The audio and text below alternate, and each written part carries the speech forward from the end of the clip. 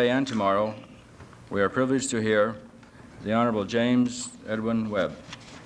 Thank you very much.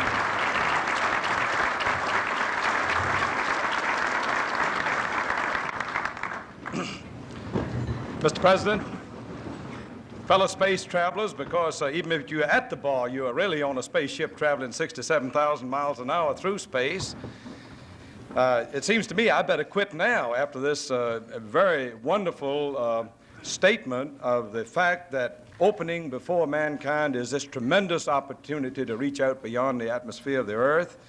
And with all these kind words, it seems to me if I could just take that combination of what the President has said and stop, I'd be very much ahead. But I would like to rather briefly run over a number of the things that affect this program and where we are at this time, and spend most of the time with your questions rather than to try to go into every facet of a very vast, far-reaching program. First, let me say that in this period, since President Kennedy sent for me and asked me if I would head this agency, and having answered when I said he needed a scientist or an engineer or someone thoroughly qualified to know big boosters, he said, no, this is a policy problem.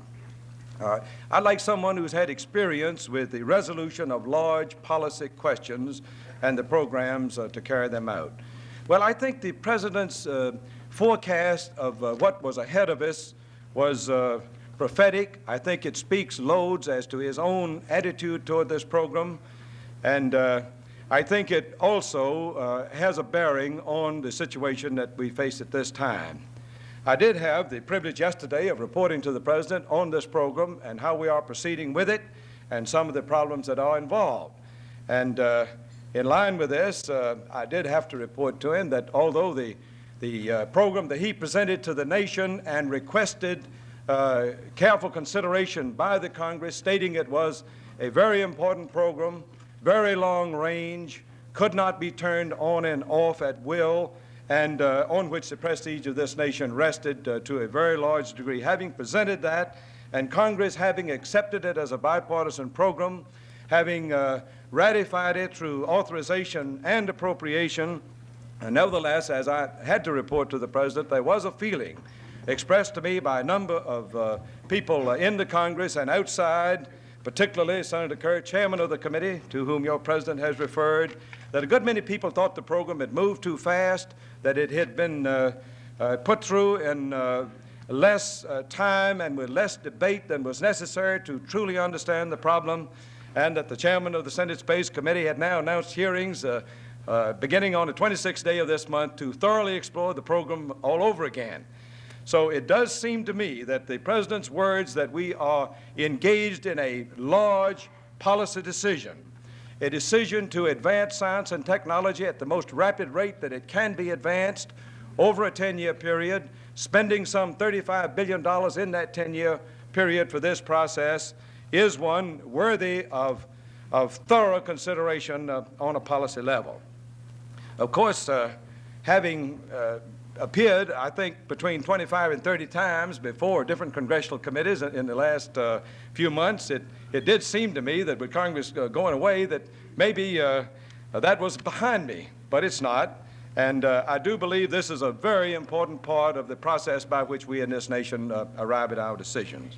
I've never believed that any program, this or an international program or a banking program, could be isolated from the process of presentation through the budget to the Congress and a thorough understanding and debate and decision. The sheltered programs do not survive, it seems to me. And I say that from some experience in having the responsibility at the end of World War II of pulling together through the Corporation Control Act the many activities of the government. And some of you who were here in that time remember that we went right through the list, RFC, all the others, but when we got up to the Federal Deposit Insurance Corporation, Senator Vandenberg stopped us. He said that this business of having the program of FDIC presented to the Congress every year would bring politics into banking, and he had enough votes to prove his point. But in any event, I do think that this process this process is healthy, and although it takes a great deal of time, I may say that I think I've learned as much from the process as I have taught. In the 8 months that this is involved for me, it seems more like 8 years, I may say. Now, very briefly, having referred to the way the President has thought about this program, the courage and vision that I believe he had in putting it forward with his recommendation, the standing aside for the Congress to have its full opportunity at it is important. I think the relationships between the President and the Vice President in this particular area leave also a very splendid concept of how democracy can move on with its work. Because, as you recall, there is some little bit of a problem when a leader who has been chairman of the Space Committee, a vigorous man who then becomes vice president and is asked by the president to proceed to take a leading role in the organization of the country's effort in this field, a spectacular field, may I point out. It takes a good bit of doing on the part of both men to find a viable solution that serves the public interest. And I may say at every point of decision in this program, from the time that the President himself announced the expansion of the big booster program and followed it somewhat later with the manned lunar landing program and the other space science programs, right on to the point that when it came to the implementation of that decision, the Vice President said to Mr. McNamara and me and to Chairman Seaborg, get together and come up with a program by Monday. Well, this happened to be Friday, and the three of us spent the weekend personally on it, and the Vice President himself spent the next day on it and then took off for the Far East. But the point is that he has furnished the intuitive judgment at the critical turning points and the drive that made the very top people of this government, including himself and the President, dig their noses into this problem. Moving on to the first thing, having presented the program to the Congress, having received ratification, having speeded up the effort in research and development, having adopted manned space flight and to the moon as a major objective, if you please, a coordinating objective for the main effort in which we are engaged, having also funded a program to extract from this the benefits that come from such applications as a communications satellite, the meteorological satellite, the navigation satellite, and others. The first job after that was the identification of the critical components of the program and the initiation of action. And in this area, close work again was done with the Department of Defense, through Secretary McNamara, his associates, Dr. Harold Brown, General Schriever, all of the people who are concerned under the policy that the resources of the government shall be applied where they are and most effectively, rather than to get into a lot of jurisdictional arguments. Now, it turns out that under this policy and looking at the problem of the lunar landing, we had to analyze together some 2,200 discrete tasks that had to be performed. This is now proceeding through its third effort with a committee jointly furnished by the Department of Defense, in which the Air Force is taking a very strong part, the National Aeronautics and Space Administration, and others who are concerned. Further than this, looking to the fact that all of the actions which we take, the money which we spend, goes out about 80% in contracts to private industry, universities, and other non-government organizations, and only 20% or 15% of the money is reserved for the supervision, the in-house capability that permits the effective execution of the 80% of the contracts.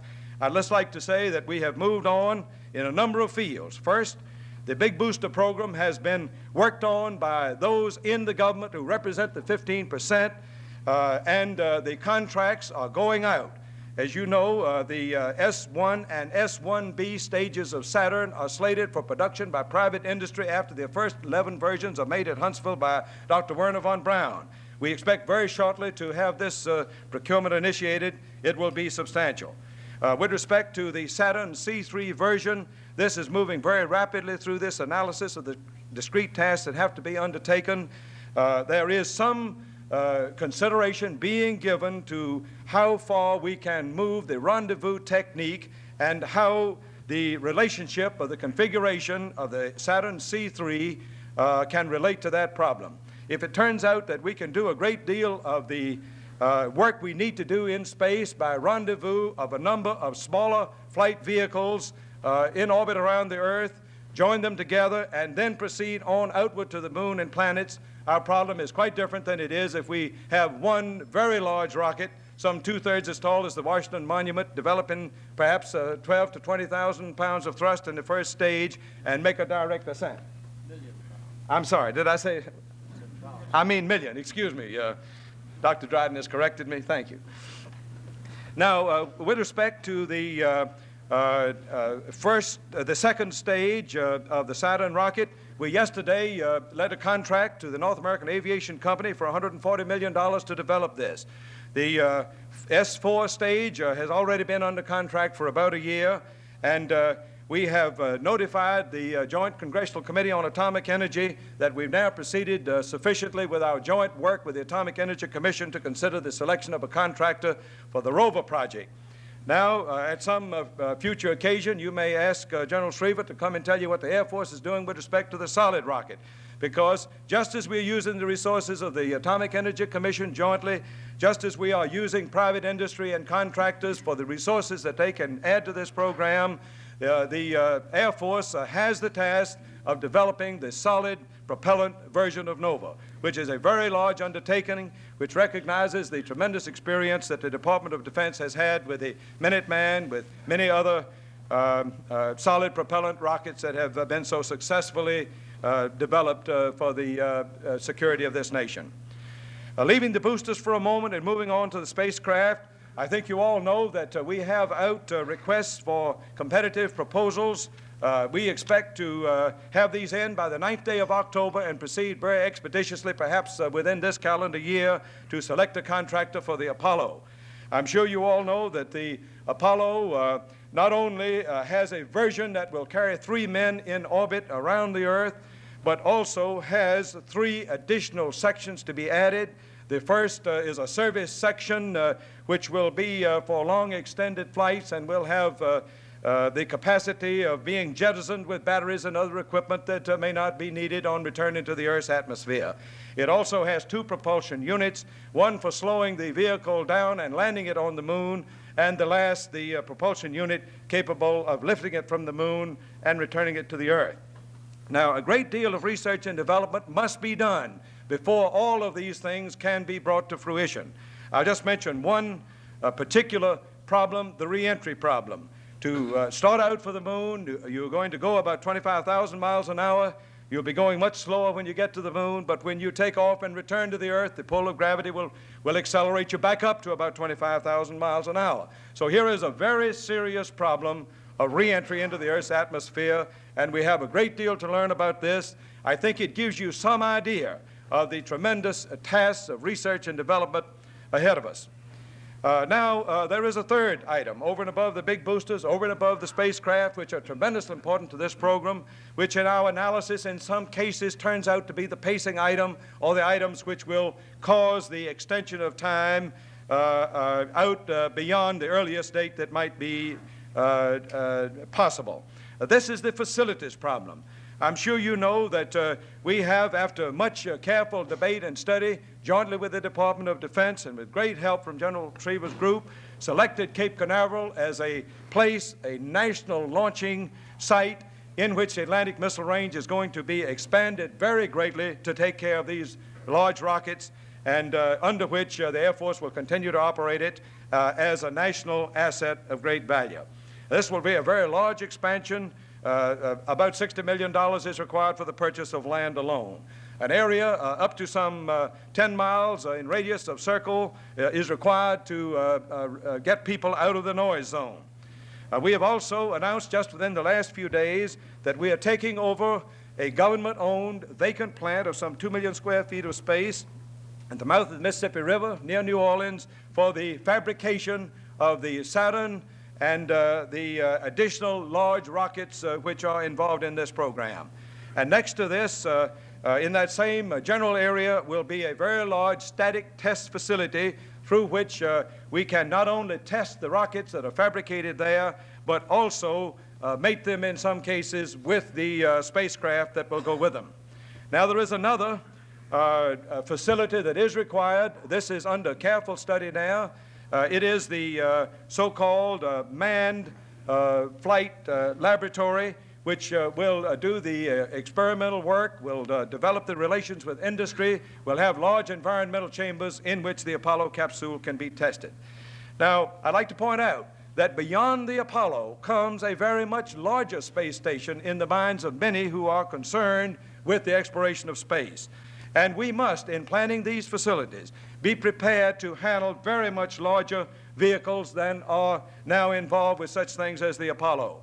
And if we are to be able, by, say, 1965 or shortly thereafter, to reach important decisions to make a 10 or 12-man orbiting space station for use for further lunar and planetary exploration, as bases for our communications satellites, our weather satellites, our navigation and other satellites, then these facilities must be planned so that they can take care of very much larger vehicles than we now have in mind for the specific program which the President has requested the country to endorse. I'd like to move very rapidly, I'm about to run out of time here, through just a few other things, because the lunar program has, in a sense, overshadowed a very much broader program. You can think of this as a trip to the moon. You can think of it also, as I earlier expressed, as an effort to spend in about 10 years some $35 billion advancing science and technology at the most rapid rate it can be advanced in terms of energy conversion, new fuels, the life sciences, electronics, communication, systems management, the most sophisticated use of electronic data processing, many, many other things, such as the use of metals. You find out in space, beyond this very thin apple peel which your President has used to characterize the atmosphere of the Earth, three major conditions that do not exist within any environment that man has heretofore conquered, whether on the surface of the sea, under the sea, in the air. This is a condition of weightlessness in space flight. It is a condition of the hard vacuum in which metals act very differently than they do when they have an oxidized finish on them, and severe radiation. Some of you have seen recently studies that were released in California last week showing that many metals without these oxidized finishes or other protection simply evaporate in space or tend to fuse on contact, so that you get all kinds of problems that you do not face within the Earth's atmosphere. But here is this new, hostile, difficult, challenging environment with weightlessness, radiation, and the hard vacuum. To understand this, to reach out with advanced technology to do the scientific development necessary to improve our understanding of the universe, to know what it really means to travel in space, we have had to build up the related scientific programs at the same time we are considering these large vehicles which I have been discussing. Now, in this process, the Jet Propulsion Laboratory at the California Institute of Technology is expanding its relationship with the whole university world of the West Coast. The Ranger program has been increased from 5 shots to 9, and a vast array of scientific satellite, deep space probe, and other types of work is underway.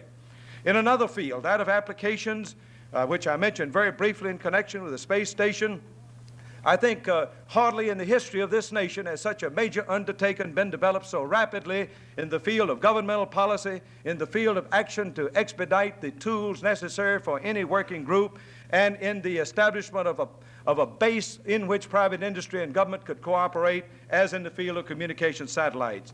Here is a vast new area in which satellites which travel round and round the world can serve as relay stations for television, telephone conversations, record traffic, a whole vast array of communications that link mankind close together. But the expenses are very high. The question of whether a sufficient lifetime can be built into these satellites to make them economically feasible is a grave question. A number of companies are extremely anxious to participate in this field, to spend their own money in research and development. The government has a requirement to furnish the tools for common carrier traffic and to meet many other governmental needs. Then you have the obligation of the common carriers themselves to furnish expanded service to meet the increased need, which is growing very rapidly. In this kind of condition, The Space Council considered the policy of the government. They made recommendations to the President. He issued a statement.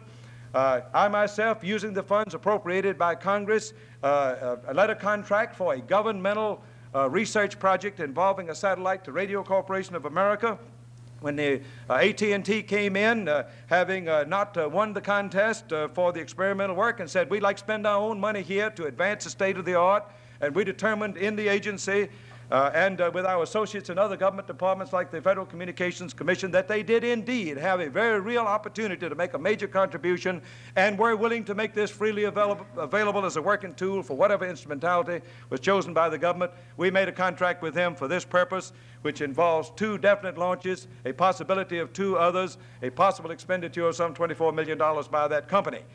Now, having done these 2 things, we found still another attractive and interesting approach which came from the Hughes Aircraft Company, and we have led another contract. So there are 3 major onward-going development projects to capitalize on this amazing new possibility which can give you worldwide communications at very much reduced cost as against submarine cables.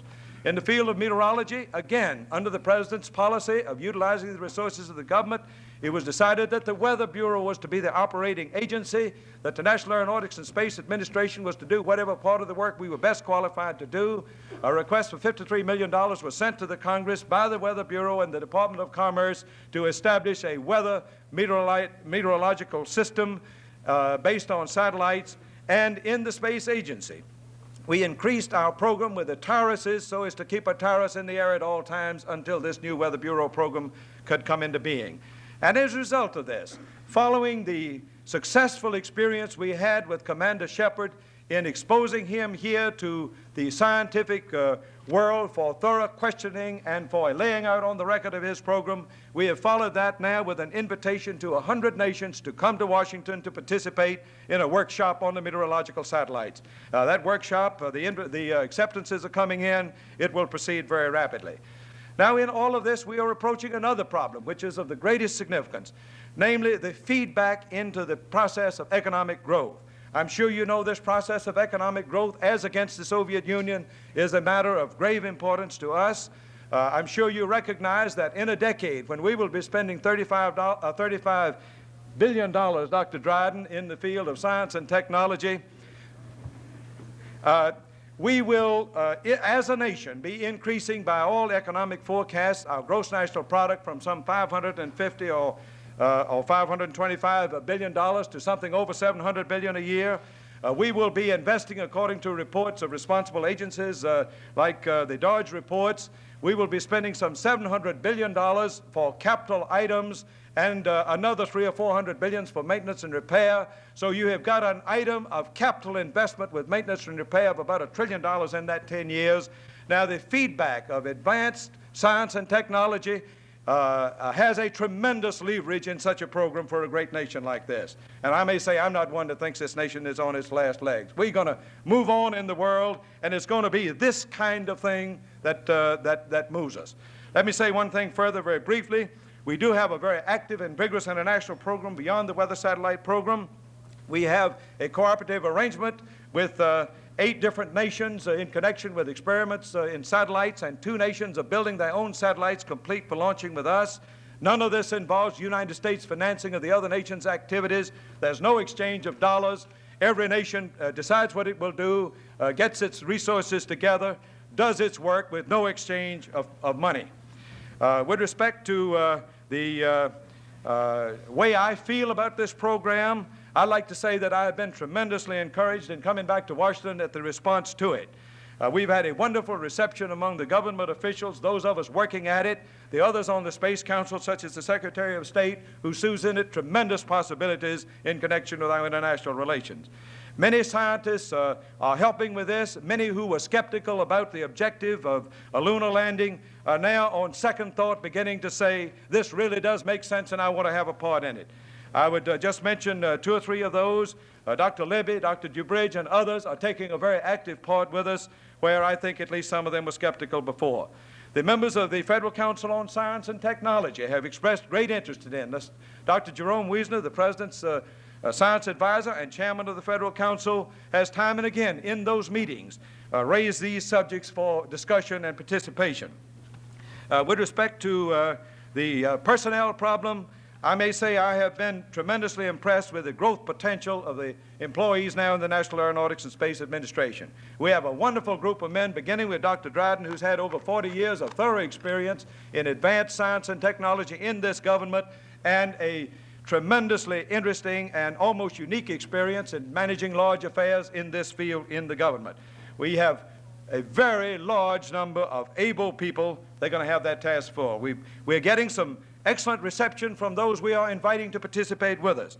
Some of you know that Tom Dixon, Vice President of North American Aviation Rocketdyne Division, one of the two men who is most responsible for the development of the very large booster engines that we now have, is joining us on the 18th day of this month. He leaves a vice presidency and a salary that I'm sure is several times what he will earn in the government. We have another a brilliant and able younger executive, 38 years of age, coming to us from the Sigler Corporation. There are many others showing the kind of interest that I was sure would show up as soon as this program got to be understood. And we got a few older heads involved here. Dr. Mervyn Kelly, who's former chairman of the Bell Telephone Laboratories, whom I've known and worked with for many years, agreed to come in as a special consultant and is performing most valuable service as a very wise guide, philosopher, and friend to me, to Dr. Dryden, to our other associates. Mr. Preston Bassett, who has retired as president of the Sperry Gyroscope Company and who has been acting president of Brooklyn Polytechnic on occasion since that time, very active in education and science, former president of the Institute of the Aerospace Sciences, has also agreed to come in with us to look at our relations with universities as a businessman. Now, think about that for a moment. As a businessman. Mr.